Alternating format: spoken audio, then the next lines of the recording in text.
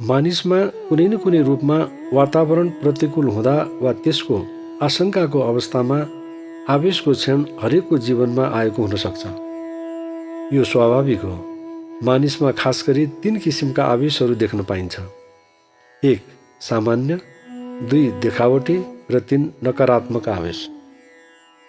सामान्य आवेश जतिन्जेलसम्म विध्वंसात्मक हुँदैन तबसम्म त्यो कसैको बानी, बिहोरा र स्वभावको रूपमा लिइन्छ र त्यसलाई कसैले त्यति ध्यान दिँदैन। त्यसको विपरीत विध्वंसात्मक रूपको बन्न पुग्यो भने त्यो नकारात्मक बन्न जान्छ र घातक बन्न पुग्छ। देखावटी आवेश चाहिँ ज्यादातर परिवारमा, त्यसमा पनि अभिभावकको सन्तान वा आश्रितहरूप्रति देखिन्छ। हुनसक्छ यो मान्यजनको आफूभन्दा उमेरले कान्छा, साना या ज्ञान अनुभवले आलाकाँचाहरूप्रति पनि हुनसक्छ।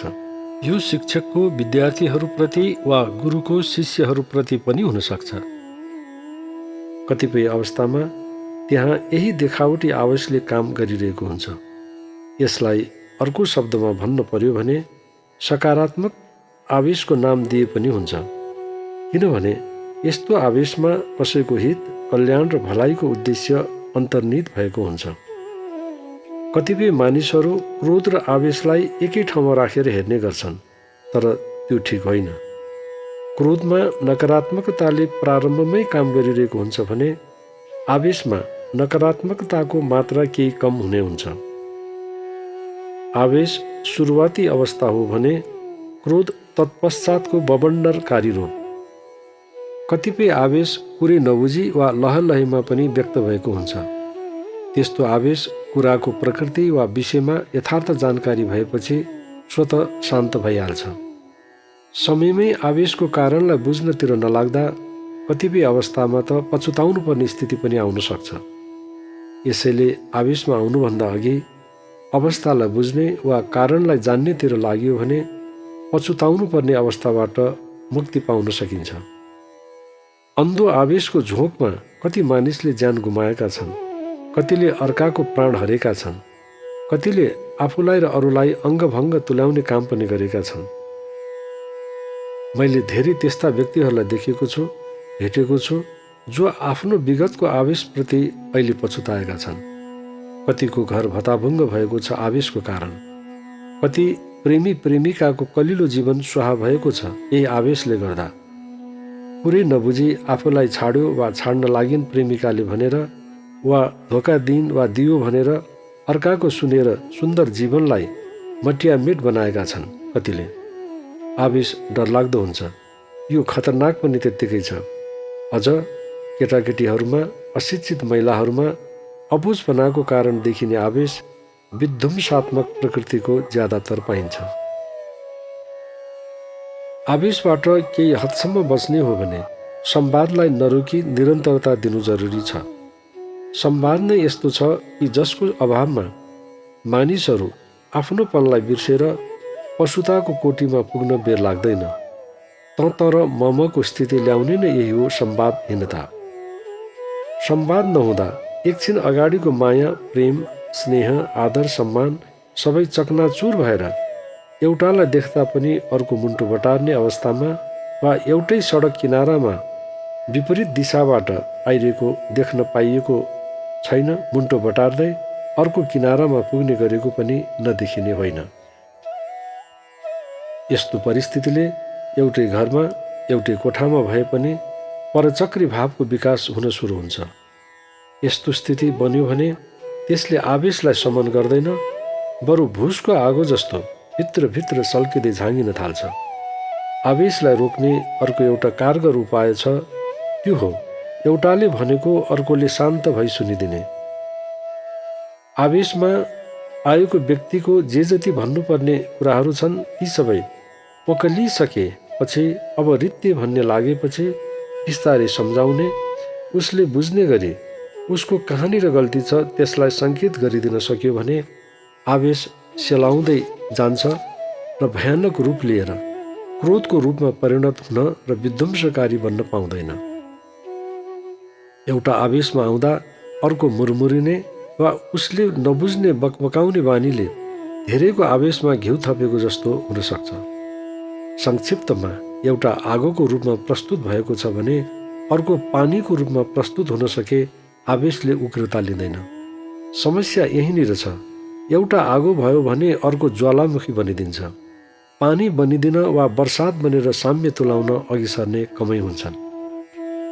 आवेश कसरी जन्मन्छ त्यसको कारण जान्नु महत्त्वपूर्ण छ।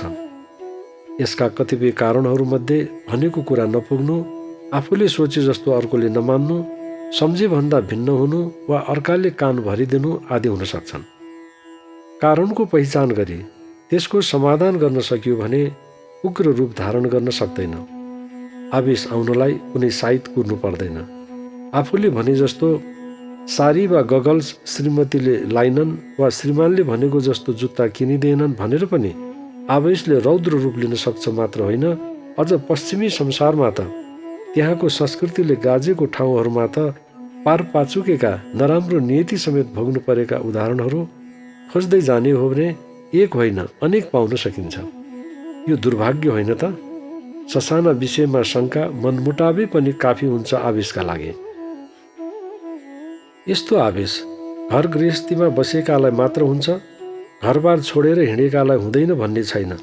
सबैलाई केही न केही रूपमा आउँछ, मात्र हेर्ने र सम्झने दृष्टिकोणको कारण फरक हुन सक्छ। व्यवहार जगतमा विभिन्न परिस्थिति, वातावरण र अवस्था आइपर्छन्।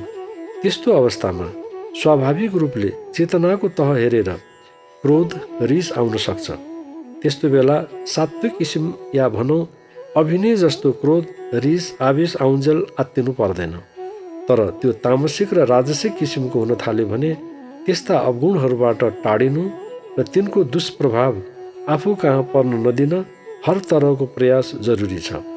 यस्ता अवगुणहरूले अरूलाई भन्दा पनि आफैलाई शारीरिक, मानसिक रूपले दुःख दिने हुनुका साथै आध्यात्मिक चेतनाको विकासको मार्गमा अवरोध पुर्याउँछन्। आवेशको सिँढी उक्लेर क्रोधको रूपमा परिवर्तित भइदियो भने त्यो विनाशकारी बन्न बेर लाग्दैन। किनभने क्रोधले मोहले स्मृति विभ्रम तथा स्मृति विभ्रमबाट बुद्धिनाश अवश्यम्भावी छ। बुद्धिनाशबाट मनुष्यता नै विनिष्ट हुन्छ। त्यसैले क्रोध सबै दृष्टिले हानिकारक मानिन्छ। क्रोधलाई विस्तार गर्न, झाँगिन, बढाउन मद्दत गर्ने कारक तत्त्व आवेशलाई त्यसैले मनमा पल्लवित र पुष्पित हुने अवसर दिनु हुँदैन। अर्काले दुःख पाएको सुन्न, हेर्न, देख्न, सुन्न चाहने मनोकाङ्क्षा राख्ने स्वभावका मानिस पनि समाजमा नपाइने होइन, जरुर पाइन्छन्।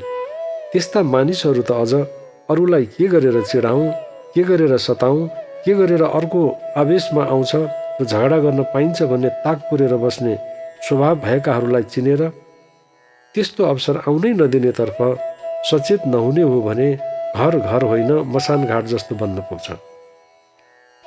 यस्तो स्थितिले शान्ति टाढिन पुग्छ। सुख, शान्ति र आनन्द नै हरेक मानिसको चाहना हुन्छ। त्यसलाई प्राप्त गर्न आफू नै सचेत, सतर्क र सावधान हुनु अपरिहार्य छ। मनको शान्त पोखरीलाई तरङ्गित तुल्याउने काम अरूले होइन, पहिले आफूबाटै सुरु भएको हुन्छ। यसैले बाह्य वस्तु, विचार र तरङ्गबाट आफूलाई विचलित नतुल्याउनेतर्फ सदैव जागृत हुनुपर्ने आवश्यकता जीवनको पाइला पाइलामा छ। यस्ता सुनामी र तुफानबाट बाँच्न सक्नेहरूकै जीवनमा आवेश निष्प्रभावी बन्न पुग्छ।